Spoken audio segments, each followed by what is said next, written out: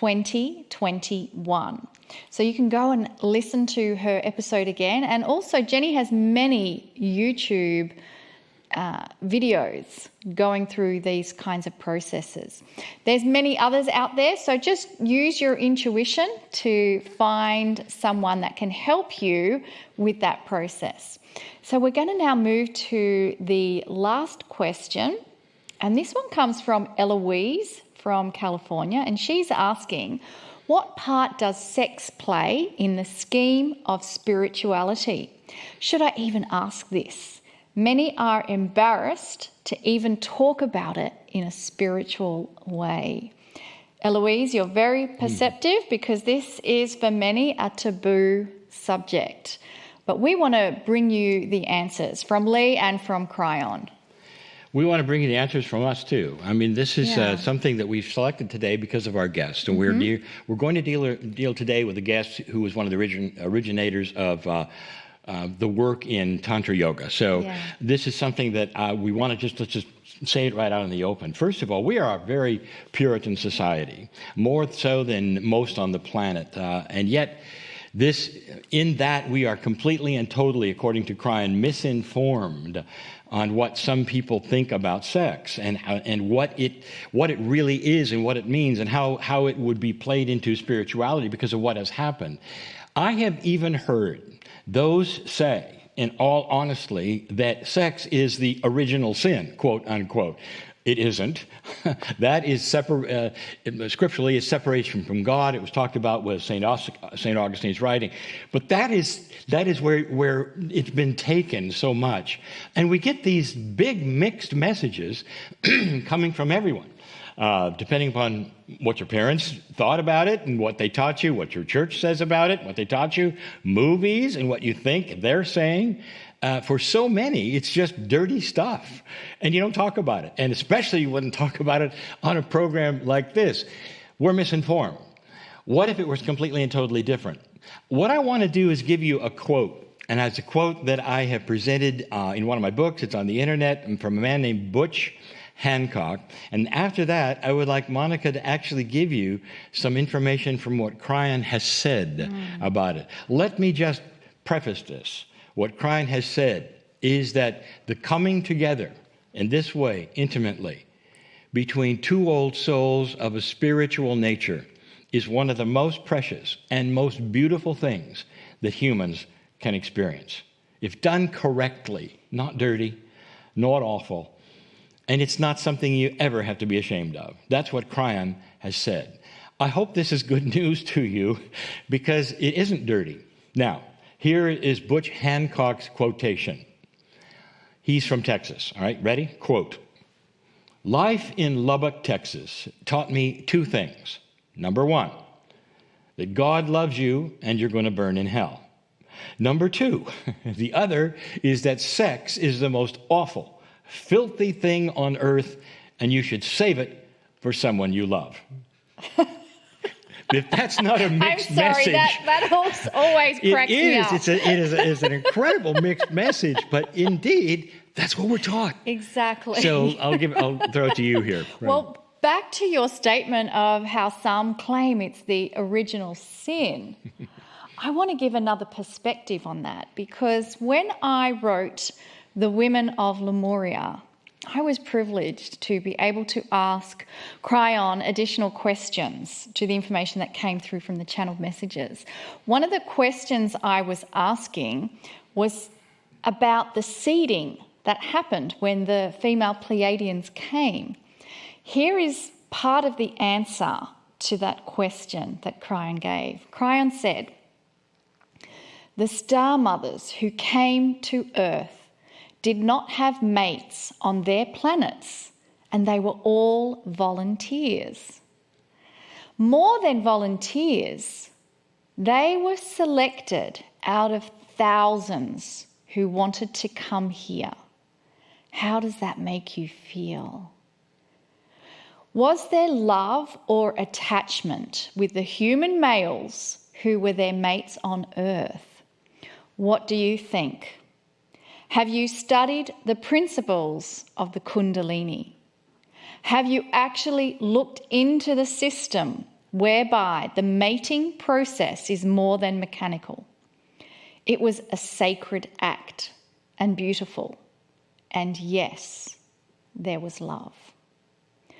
And in addition to that beautiful quote we just heard from Cryon, in a channel given at the Lemurian Sisterhood in Kansas, Missouri, on August 8, 2020, Cryon stated that impregnation came with a ceremony and was beautiful and joyful, and both of them cried.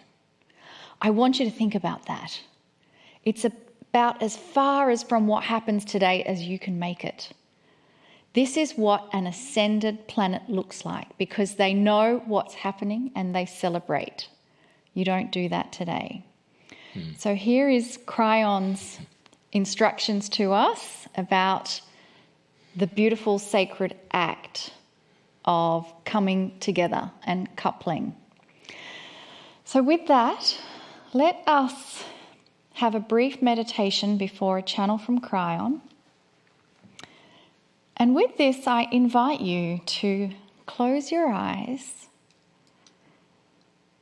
and in this space, let us acknowledge that within us, within our DNA, we have a spark of the original creation of how humans were created on this planet. Our lineage comes from the stars, and with it, it carries the energy of sacred union of female and male, a coming together that created a spark of light with a seed that grew into a divine human. Within your DNA lies that original seed. And just acknowledge the beauty of those female Pleiadians coming to our planet, carrying with them the seeds of creation. You have been birthed from a divine union. Every human on the planet carries this seed of creation within them. And so we just want to acknowledge the sacredness of our own existence.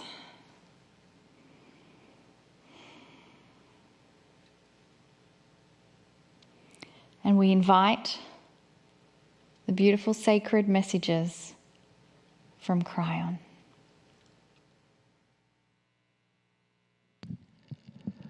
Greetings, dear ones. I'm Cryon of Magnetic Service. This is the fourth channel of the month in a series of 4 that we talked about and told you.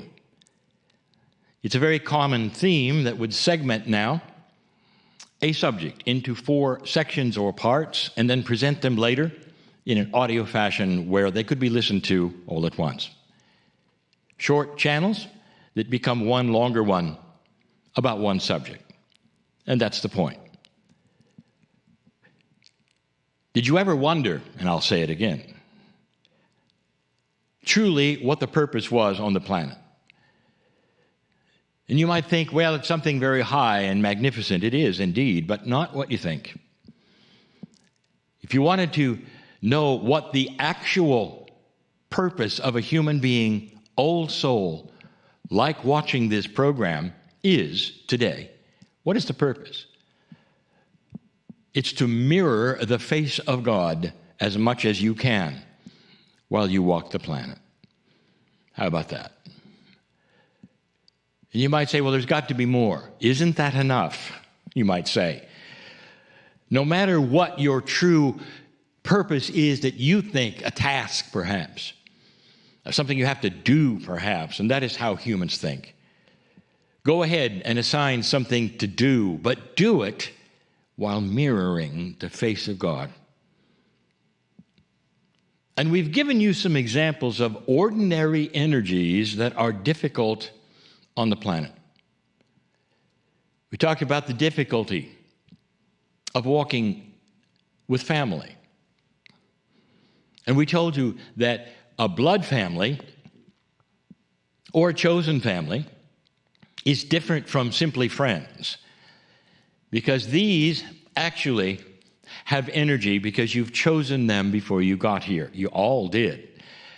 Now, this is a very, very difficult thing for many of you to grasp. And you would say, indeed, as I've said every time, I would never have chosen that. That's awful. Not that person to be my mom or my dad or my mate. Something went wrong with that one. No, it didn't. It was for your education. It's like having a teacher in school you didn't quite like, that perhaps rubbed you the wrong way, but you learned something. So there are good reasons why sometimes old souls and new souls come together in a family to teach each other things. And sometimes it's the child who teaches the parent. Indeed, that might be the case for those of you who are here. We talked about the difficulty in the workplace. We talked about other things that are ordinary things that an old soul, a light worker, must get through. We also talked about the principle, and I'll just say it again, that there is a tendency when you're feeling an awakening and a precious new energy coming into your life, there is a tendency to withdraw from the planet and go live in a section of the planet or a place in your city where you can be alone. Or perhaps you can choose your friends and live perhaps in a commune of some sort, so you don't have to work with the rest of the public, which perhaps you feel is a little darker than you are. You've heard this so many times. And history shows that that's exactly what you do. For there are so many examples of spiritual people trying to get away and become in their own conclave so that they don't have to be with the others. By the way, that doesn't often work. It also explains those who are shaman, who go and live outside the village just in order to be separate and to then continue to absorb that spirituality, which they believed in those old days, by the way, that you had to be alone to have, because you got an absorption rate of the ones you were with. Something today we've even talked about in the questions and answers. You don't have to worry about absorbing negative energy anymore. Old soul, I'll say it again. You have a bubble of light, and nothing gets through it. Not if you've given intent for this. That's why you're here. But today we're going to talk about one that is even more difficult. Because as this energy of this planet starts to increase and show light, there's a lot of darkness which also shows. You know that. The metaphor is very clear. As you turn on the light in some place that has never had light, suddenly the dirt shows. More than the dirt. There are things lurking, perhaps, in the shadows. That's a metaphor. But even that which has happened in your home is that way. And so this metaphor is happening today with the energy around you. And suddenly you're seeing the duality start to increase between dark and light with humanity in your society. And you're seeing it. Suddenly you're starting to see that which is darker and lower energy as something you don't want any part of. And yet it's built into your society. And you can't escape it. What do? Cryon, what are you talking about? It's all around you. It's all around you. opinions for this society, for instance, for America. Has there ever been a greater division between parties that are political than now? And in that, do you fight now and you didn't before? Does it separate families and it didn't before?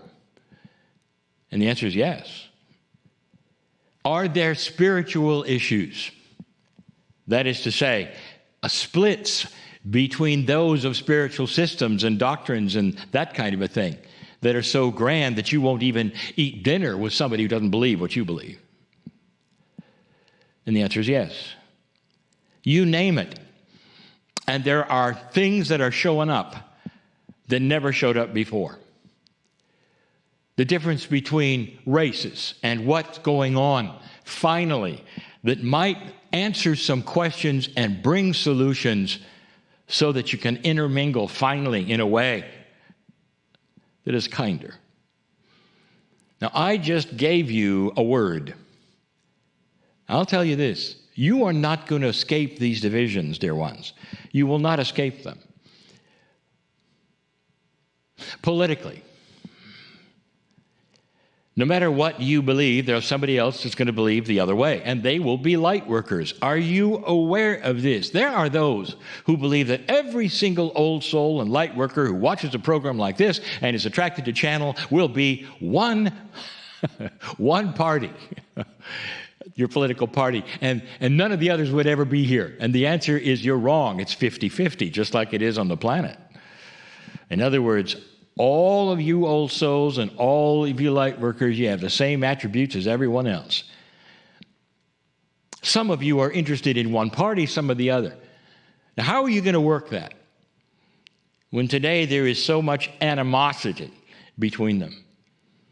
Here is the operative word: kindness. Can you have the face of the Creator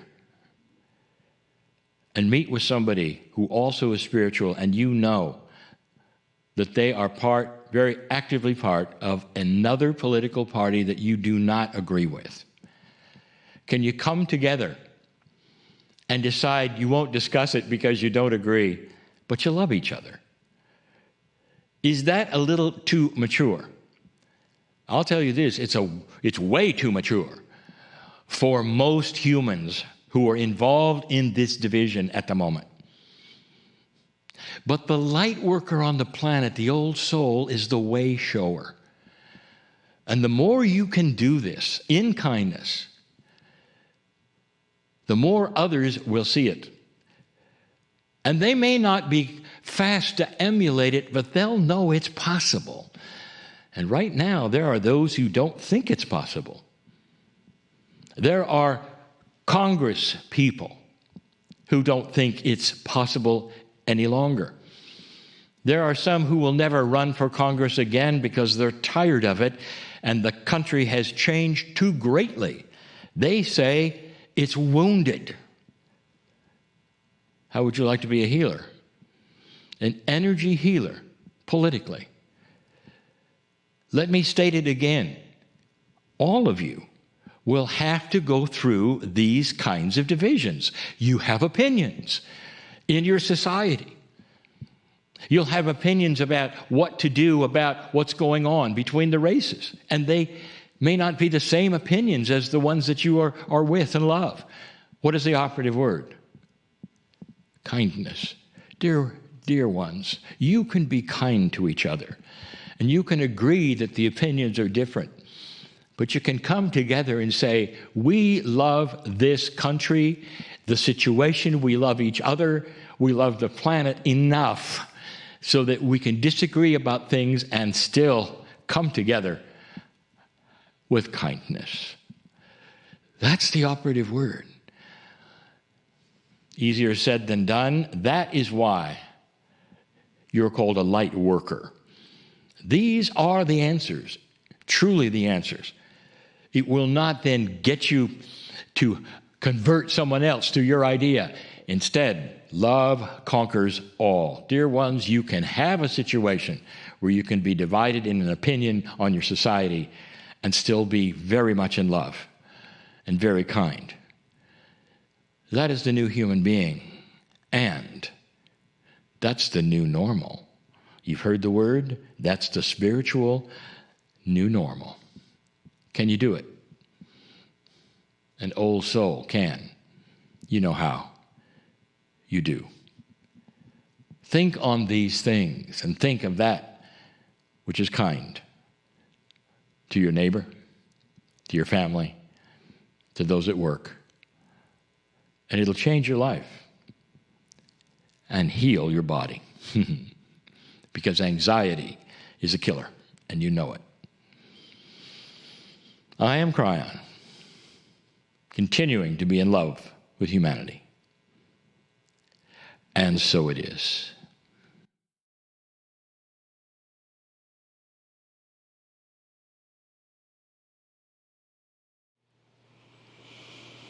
From this beautiful space that we have been in, we're going to gently move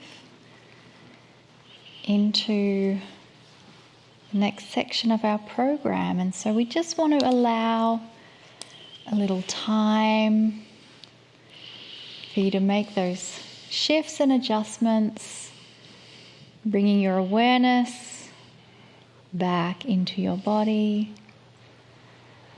bringing your attention back into this present now moment. And we are delighted to be welcoming our next guest, who is Charles Muir. And Charles, are you there? I'm here.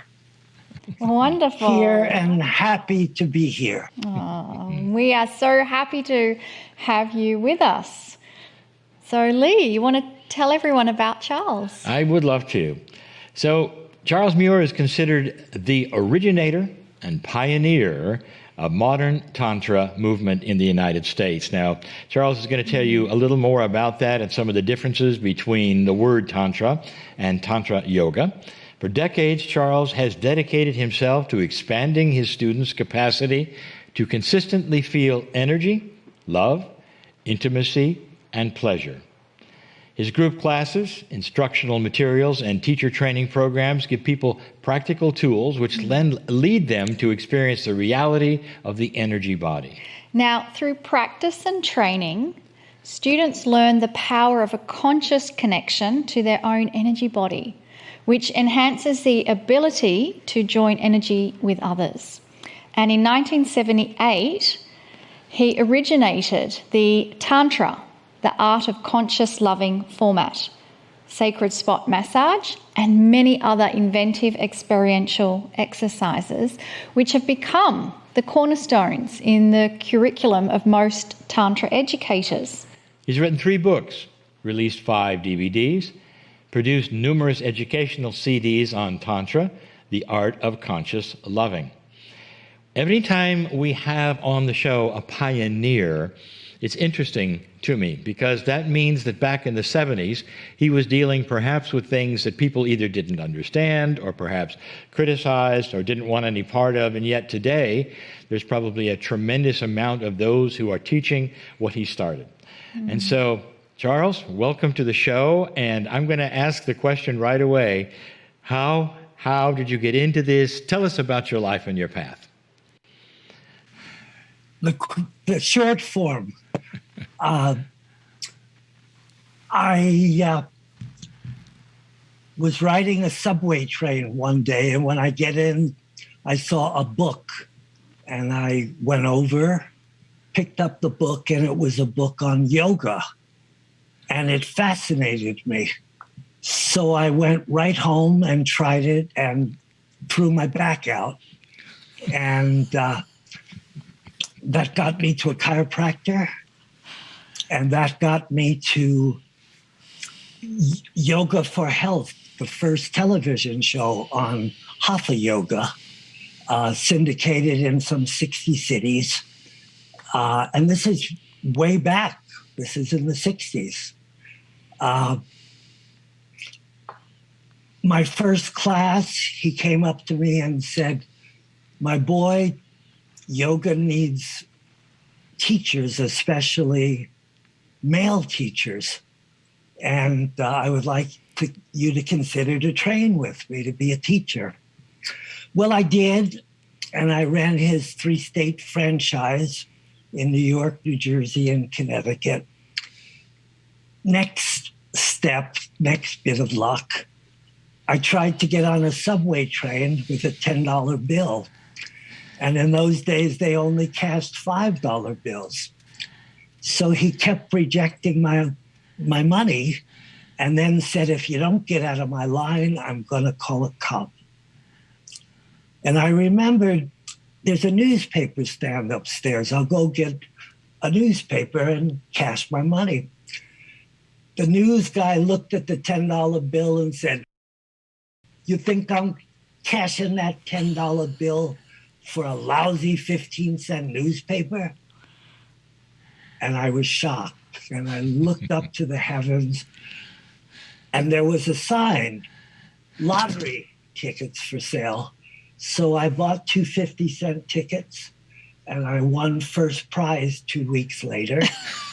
And that sent me west to California and then to Hawaii. And my students, I taught meditation, hatha yoga, raja yoga, karma yoga, dietary considerations. But my students kept stuffing the box for it. They wanted to know about Tantra yoga because the rumors had got out that Charles did this thing. And I answered the questions truthfully. I gave my first talk thinking I'd be tar and feathered at the end of it. You know, when I started looking for a yoga teacher, I went to the yellow pages and there was Dannon yogurt back in 1966. There were no yoga teachers. Now there's that many pages. Mm-hmm. So I was ahead of my time there, and I started teaching Tantra, just putting together what I knew and what I was learning. And I did my first course. It sold out, and it kept selling out to the point where I decided I'm leaving California, giving my yoga schools to a couple of my advanced teachers. I'm going to start over in Hawaii teaching Tantra yoga. Mm-hmm. And I was a complete flop. I didn't know how to market this new subject. But there was one couple who ran a church, and they said, we want you to come to the Big Island and teach our congregation about how to love each other better. So, you know, Tantra yoga is a yoga. And even today, there are 2 schools that will fight each other. When they see Tantra yoga, the Tantra people will say, that was for back then. And the straight, by the book, ancient Tantra yogis say, this is just glorified sex. And a lot of Tantra has become that. It's a wonderful way to learn how to change sex into sexual love. And one does this by bringing all of one's consciousness, all of one's love, and all of one's growing skills in the art of love. To be a master in the art of moving stuck energy in your partner's body, knowing where energy is stuck in your chakra system and knowing ways to move it, and then learning ways to bring the 2 energies into oneness. That's the yoga part of it. And the goal of Tantra yoga is oneness, is divine union, and is enlightenment. A lot of modern day Tantra is more about better orgasms, which you get. It's part of the roadmap when you're doing Tantra yoga correctly. your orgasms become easier and much more powerful and joyful sounds. And they believe